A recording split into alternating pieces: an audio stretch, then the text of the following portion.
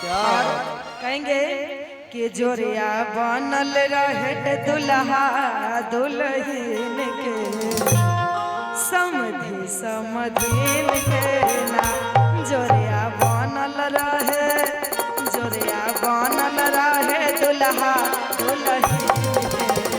समधि समधीन के ना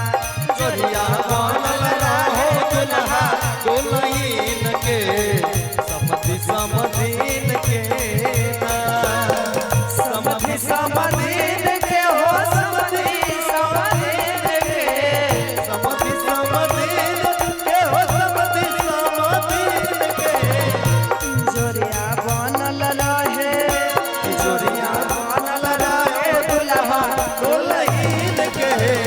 समधि समधीन के जोरिया बनल रहे दुल्हा दुल्हन के समधि समधीन के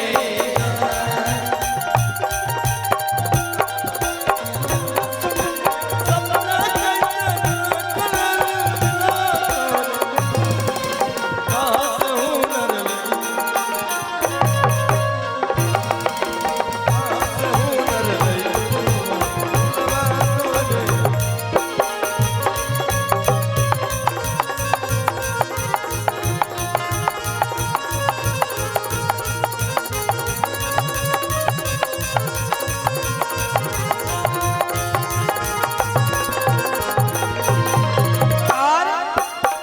अयोध्या नगरिया से आइल बरियतिया अयोध्या नगरिया से आइल बरियतिया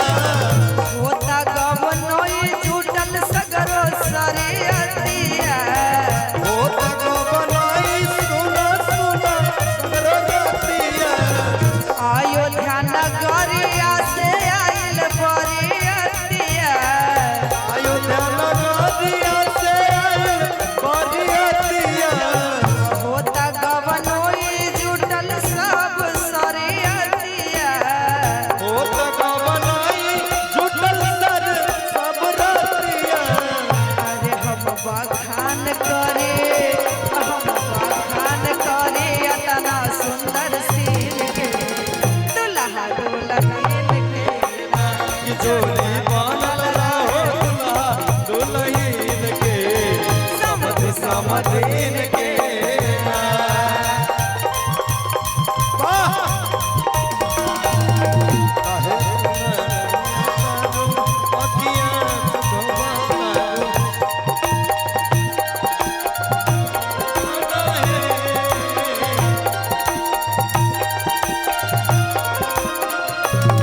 अपना बारे में पियवा कुछ बतावे हो अपना बारे में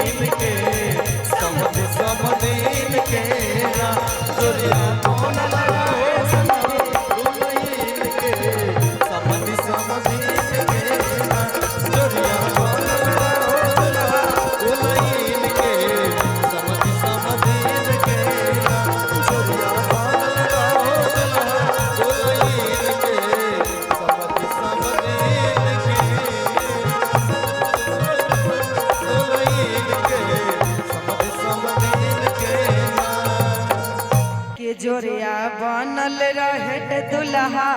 दुल्हन के समधि समधीन के ना